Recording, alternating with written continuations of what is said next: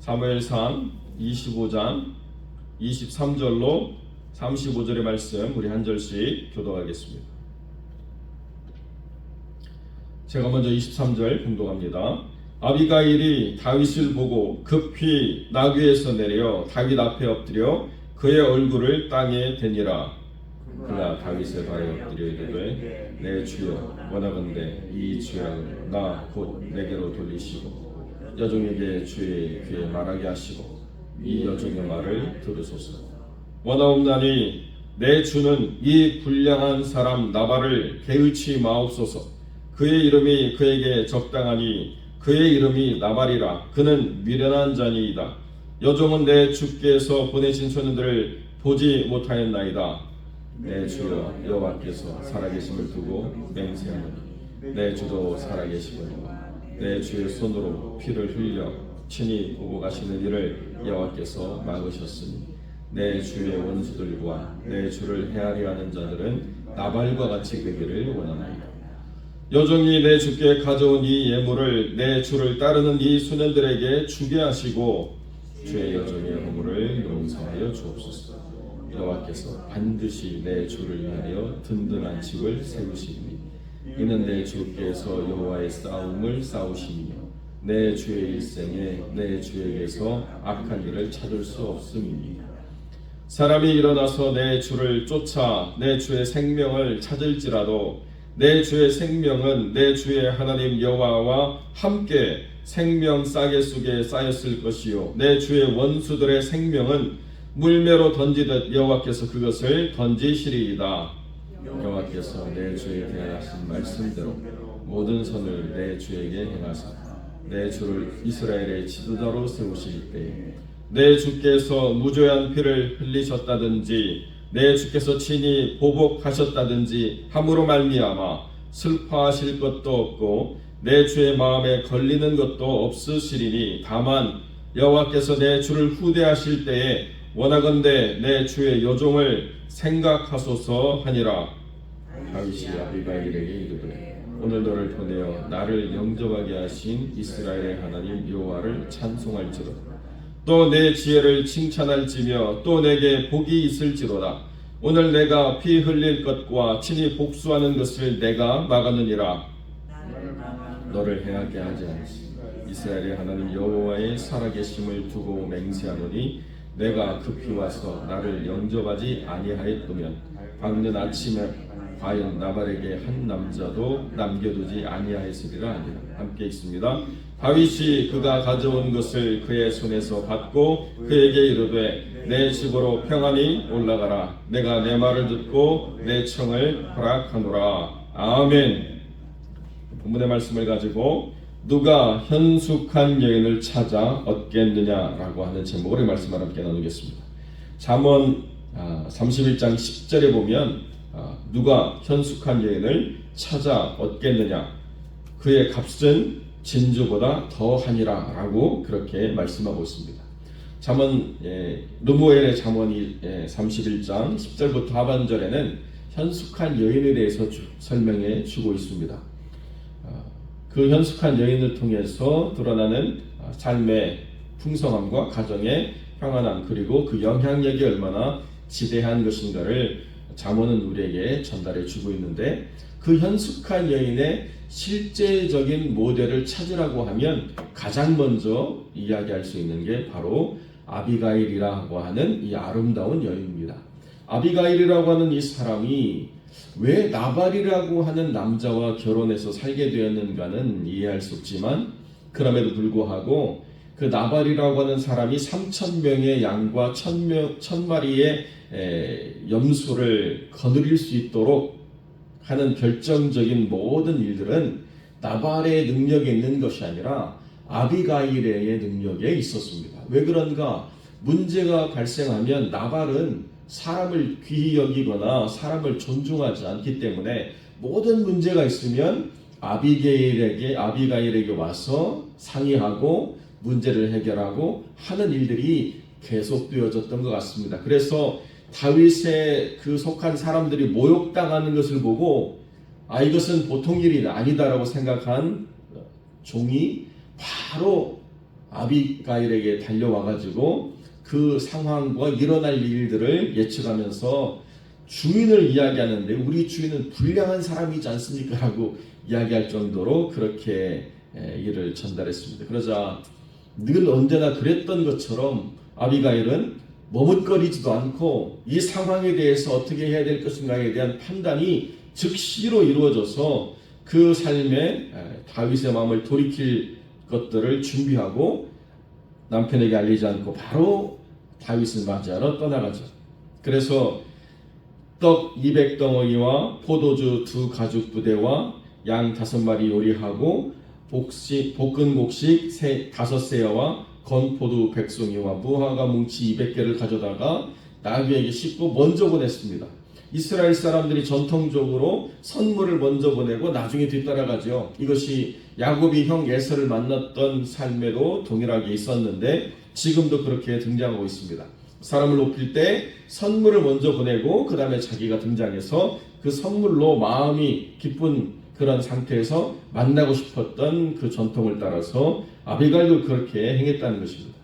물론 600명이나 되는 다윗에게 속한 사람들에게는 이 선물이 충분하지는 않았습니다. 그러나 이것이 때를 따라서 준비하고 기획된 것으로 전달되는 것이 아니라 급하게 다윗의 마음을 돌리려 한 부분이었기 때문에 아비가일은 신속히 이 일들을 진행함으로 다윗을 그 살육의 도구로 사용되어지지 않도록 멈출 수 있게 했다라고 성경이 이야기해 주고 있다는 거죠. 뿐만 아니라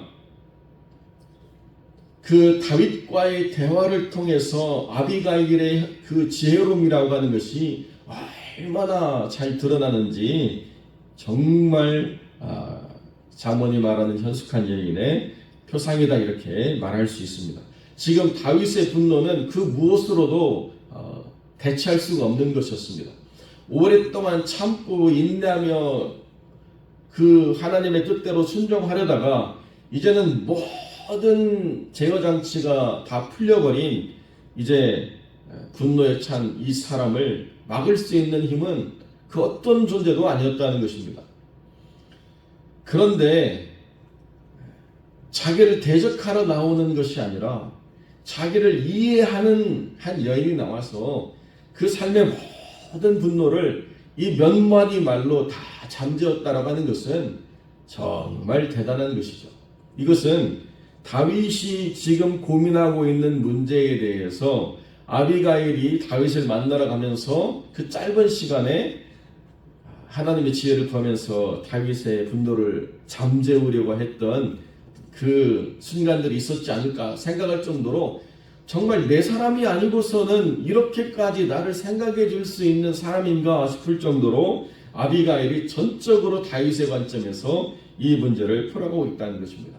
그래서 절대로 하지 않는 게 뭐냐면 변명이에요. 변명. 우리 남편이 바빠서요. 우리 남편이 뭐가 부족한데 우리 남편 이런 이야기는 아예 하지 않았다는 거예요. 허물을 인정했다는 것입니다. 우리 남편이 그 이름이 나발이지 않습니까? 나발이라는 말은 신앙이 없는 욥기 2장에 보면 또 잠언 17장에 보면 어리석은 사무엘 3장에 보면 경건치 않은 이란 뜻으로 사용되는 형용사에서 파생된 단어이기 때문에 바보, 어리석은 자. 그런데 누가 아들을 낳고 너는 나발이다 이렇게 이름 지을 아버지 어머니가 있겠습니까? 아마도 이것은 다른 이름이었지만은 다른 이름으로 불려지지 않고 모든 사람이 나발이라고 말해가지고 별명이 본명이 된 이런 인생처럼 이렇게 드러나고 있다는 것입니다. 그런데 그렇게 경건치 않은 것뿐만 아니라 이 나발을 표현하는 단어가 불량자예요. 그의 밑에서 일을 하면서 돈을 받는 그 종들도 나발을 불량자라고 이야기했고 심지어 아내도 불량자라고 이야기했다는 것입니다. 그러니까 이 나발이라고 하는 사람에 대한 평가는 지극히 박한 것이죠. 25절에 그의 이름이 나발이지 않습니까? 그 불량한 사람을 개의치 마시고 모든 허물을 나에게 돌려주십시오. 내가 그 소식을 듣지 못했습니다. 다윗은 이 한 여인이 그 모든 것을 자기가 책임지려고 이야기하고 자기 남편에 대해서 변명하거나 상황을 설명하려고 하거나 이런 것들을 해가지 않았다는 것입니다. 당신의 분노가 정당합니다. 당신의 분노가 합당하고 허물이 없습니다. 내가 그것을 빨리 들었다라고 한다면 당신을 분노치 않게 했을 텐데 나를 용서해 주십시오라고 납작 엎드려서 다윗의 용서를 구합니다. 그러니까 다윗이 논쟁할 필요가 없는 거예요. 이것을 가지고 누가 옳은가 그런가 상황이 어땠는가를 설명하거나 서로 시시비비를 가질 필요가 없다는 것입니다. 다윗의 모든 분노를 온전히 수용하고 나에게 모든 책임을 돌려달라고 한 이 여인이 막아설 때에 다윗이 벌써 그 마음의 모든 무장이 해제가 됐다는 것입니다. 그러면서 내 말을 좀 경청해 달라고 그렇게 다윗에게 이야기하는 거죠. 모든 허물을 나에게 돌리시고 바라건대 주의 귀에 여종이 말하게 하시고 이 여종의 말을 좀 들어주십시오. 그러고 난 다음에 다윗에게 뭐라고 이야기하느냐, 하나님께서 살아계심을 두고 내가 맹세하거니와 이 보복이 정말 그 나발에게 합당한 보복이지만 그러나 하나님 손에 있다라고 하는 것을 먼저 전제해야 된다는 거예요. 이것을 내가 막는 게 아니고 하나님이 막으신다. 왜 그런가? 이 모든 것이 하나님의 주권 아래서 다스림을 받아야 되는 문제가 아니겠는가? 그리고 당신이 정당하기 때문에 당신을 분노케 하는 이 내 남편 나발과 같은 이 원수들은 다 하나님이 멸하실 것이다라고 하는 전제를 가지고 이야기해 주고 있다는 것입니다. 그러니까 이 모든 상황과 이 모든 내 감정을 이제 이끌고 가면서 이야기를 하는 게 아니고 대화의 관점을 하나님 중심으로 바꿨다는 거예요. 그러니까 믿음의 사람인 다윗이 이 현숙한 여인 아비가일의 이야기를 듣지 않을 수가 없다는 거죠. 옳으니 그르니 시시비비를 따지려고 이야기하면 한도 끝도 없습니다. 그것에 대해서 자기도 할 말이 많고 변명할 사람도 자기 상황을 설명할 일들이 많이 있겠죠. 그러나 그렇다 보면 아무것도 해결되는 게 없습니다.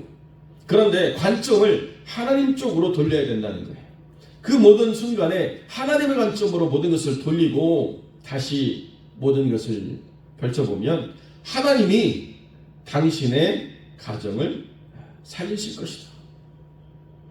하나님께서 분명히 그 하나님의 집을 세우실 것이다. 28절에 그렇게 이야기합니다.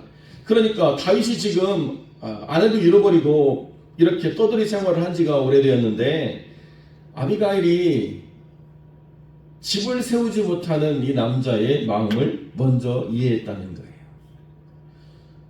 그러니까 28절에 여호와께서 반드시 내 주를 위하여 든든한 집을 세우실 것이다 라고 하는 그러한 말을 통해 가지고 그냥 하나님이 어떻게 하실 것이다 라고 하는 추상적인 이야기가 아니라 다윗의 삶에 깊은 관심을 가지고 그것을 바라보았던 사람만이 해줄 수 있는 그러한 삶의 실제적인 하나님의 언약을 아비가일이 이야기했다는 것입니다.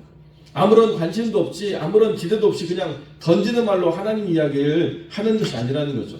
아유 힘들어서 어떻게 해요? 뭐 그래도 하나님이 어떻게 하시겠죠? 막 공허하게 하늘에 날리는 이야기들 우리가 들을 때도 있지 않습니까? 그런 이야기가 아니라 정말 우리가 듣고 싶은 것은 얼마나 힘드십니까? 내가 기도하겠습니다. 얼마나 힘드십니까? 조금만 참고 인내하시면 하나님의 뜻이 있을 거예요. 우리 같이 기도합시다. 이렇게 짐을 서로가 나눠지거나 나에 대한 진정한 관심을 보여주는 그런 이야기를 하면 정말 위로가 되는데 그냥 뜬구름 잡는 것처럼 그냥 날리는 이야기를 하면 정말 그 이야기를 차라리 하지 않았던 게 지혜롭지 않았을까 이렇게 생각할 정도로 목사님 뭘 걱정하세요? 하나님이 다 먹이시고 입히시는데요. 목사님 아무것도 염려할 거 없습니다. 우리 함께 기도하겠습니다. 이건 없고 염려하지 말라고 그냥 위로하는 이야기인데요. 굉장히 공허한 이야기. 그건 정말 위로가 되어지지 않죠. 물론 하나님이 먹이시고 입히시는 삶을 살아왔지만 그러나 그 모든 삶에 느닷없이 하늘로부터 먹는 것과 입을 것이 떨어진 게 아니고 누군가의 기도를 통해서 누군가의 헌신과 수고를 통해서 하나님이 전달해 주신 것이기 때문에 그렇게 삶에 아무런 관심도 긍휼도 없이 공허한 이야기처럼 던지는 그런 위로는 전혀 도움이 되지 않는다는 것이죠. 그런데 아비가일은 다윗이라고 하는 사람을 분명히 이해했다는 거예요. 지금 사울이라고 하는 왕의 사위였지만은 가정이 파괴가 되고 떠돌이로 살아가고 있는 이 삶을 아비가일은 분명히 이해하고 내 주께서 여호와께서 반드시 내 주를 위하여 든든한 집을 세워 주실 것입니다. 이것은 하나님의 싸움이기 때문에 결코 하나님이 당신을 외면하지 않을 것입니다 라고 분명히 이야기해 주고 있고, 그리고 두 번째로 그 생명의 위협을 받고 있는 상황을 너무나도 잘 알고 있기 때문에 그냥 생명을 하나님 보존하시는 게 아니라 마치 갖는 아기를 싸게 싸가지고 그 어머니가 철저하게 보호하듯이 생명 싸게로 그렇게 하나님이 당신을 그렇게 싸서 철저하게 보호해 주실 것이다. 그리고 오히려 원수들의 생명은 하나님이 집어던질 것이다 라고 분명히 전달해 주고 있다는 것입니다. 그리고 마지막으로 당신은 이 이스라엘의 지도자가 될 것이다. 그렇기 때문에 불의한 일을 행하거나 보복하는 것으로 나중에 허물을 삼아서는 안 될 것이다 라고 이렇게 이야기해 준다는 거죠. 한 개인으로부터 시작해서 그가 겪고 있는 모든 고민과 갈등을 말할 뿐만 아니라 그의 마음속에 부담이 되고 있는 이 이스라엘 왕이라고 하는 소명까지로 그 모든 대화가 쫙 펼쳐져 가니까요, 다윗이 다 풀려버렸어요. 자기 관점에 사로잡혀가지고 자기의 분노를 정당화하려고 했던 이 터널에 갇힌 이 모든 사고가 다 뚫려버리고 하나님의 관점으로 자기의 삶을 다시 돌아가게 됐다는 거예요. 그렇지. 누구도 알아주지 않던 이 삶을 정말 하나님 관점에서 같이 생각하고 말할 수 있는 이 사람의 이야기를 듣고 나니까 내 삶에 하나님의 주권 아래 있구나. 내가 지금 이렇게 가정도 다 박살나고 이렇게 떠돌이 생활을 하고 있지만 언젠가는 내가 다시 가정을 세우고 그렇게 삶을 이끌어갈 것이고, 내가 나중에 이스라엘의 지도자가 된다고 한다면 정말 내 손에 피를 묻혀서는 안 되겠다. 이스라엘 사람들의 피를 묻혀서는 안 되겠다라고 하는 생각으로 모든 것이 다 풀려버렸다는 것입니다. 그리고 난 다음에 그 모든 문제에 대해서 다시 하나님의 관점을 가지고 살아가는 인생으로 회복되어질 수 있었다는 거죠.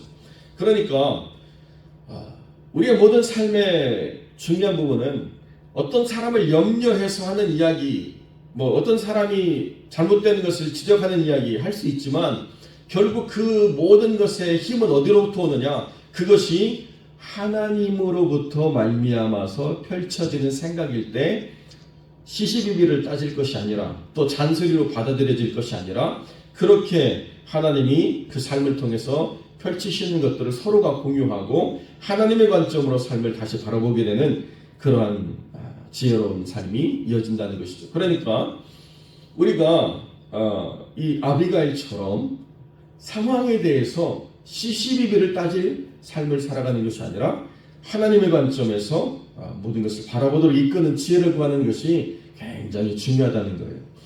교회 안에서도 중요하고 가정 안에서도 중요하다는 것입니다.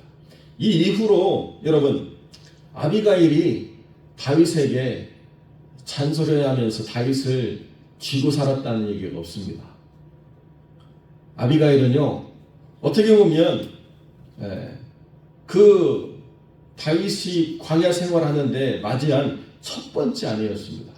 물론 미갈은 있지만 여기 성경에 보면 미갈을 벌써 다른 사람이 안으로 줘버렸기 때문에 나중에 미갈을 데려오니까 순서는 미갈이 먼저인데요, 어떻게 보면 아비가일이 가장 먼저 다윗과 결혼 생활을 한 그런 아내입니다. 그리고 난 다음에 거기에 길르압이라고 하는 아들을 또 얻게 되는데요, 내가 다윗의 첫 번째 부인이고 내 아들이 왕이 되어야 돼, 이런 거 하지 않았다는 거예요. 아들을 얻었을 때 그 아들을 길르압이다 이렇게 이름 졌는데요, 그 이름의 중요한 의미 중에 한 가지가 뭐냐면 너는 함부로 움직이지 말아야 하는 거예요. 너는 함부로 움직이지 마라. 움직임을 제한하다 라고 하는 뜻이 있거든요. 하나님이 심판하신다는 뜻도 있지만, 그러니까 하나님이 심판하시기 때문에 함부로 움직여서는 안 된다는 것이 연결이 되죠. 그래서 길르앗과 아비가일은요, 그 여러 가지 일어나고 있는 그 부자 간의 갈등과 또 그 왕을 대신해서 왕권을 다투려고 하는 그 갈등에서 완전히 드러나지 않았습니다. 철저하게 지혜로운 하나님의 사람들로 살고 그렇게 하나님 뜻 안에서 머물렀다라고 성경이 우리에게 보여주고 있는 것이죠. 지혜와 자기 삶의 그 나아가는 방향을 잘 연결해서 아름다운 삶의 모습으로 삶을 펼쳐짐으로써 아비가일이라고 하는 이 여인이 보여주는 지혜로움은 정말 다윗의 인생의 가장 중요한 가치였다. 그러니까 우리가 다 설명할 수 없지만 다윗이 그 광야 생활을 버텨낼 수 있었던 가장 큰 힘은 어디로부터 오는가? 아비가일과 이룬 가정에 있다는 것입니다. 이런 지혜로운 여인이 하나님이 쓰시는 하나님의 사람들이고, 그렇게 가정이 살아나고 그런 분들을 통해서 교회가 세워질 때 어떠한 갈등도 그분들의 지혜와 언어를 통해서 다 해결될 수 있다. 그런데 목회적으로 또 그런 이야기가 있는데요. 장로님들이 싸우면 풀어지는데요, 권사님들이 싸우면 안 풀어진대요. 그래서 이거 정말 기도 많이 해야 된다고 우리가 이야기하는데, 그만큼 교회에서 중요한 일들을 하고 계신 거예요. 권사라고 하는 직분이 교회에서 미치는 영향력이라고 하는 것은 정말 대단한 것입니다. 누구를 죽일 수 있는 상황을 다 없앨 수도 있고, 누구를 살릴 수 있는 상황을 반대로 돌이킬 수 있는 힘이 어디로부터 나오느냐? 우리 권사님들의 입으로부터 나온다. 이렇게까지 제가 말씀드리고 싶습니다. 그러니까 우리 사랑하는 주의 여종들 모든 분들은 살리는 영혼이 되시고, 문제를 해결하는 영혼이 되시고, 갈등을 없애는 영혼이 되시고, 하나님 원하시는 현숙한 하나님의 사람들로 세워져가는 복된 영혼들이 되시길 축복합니다.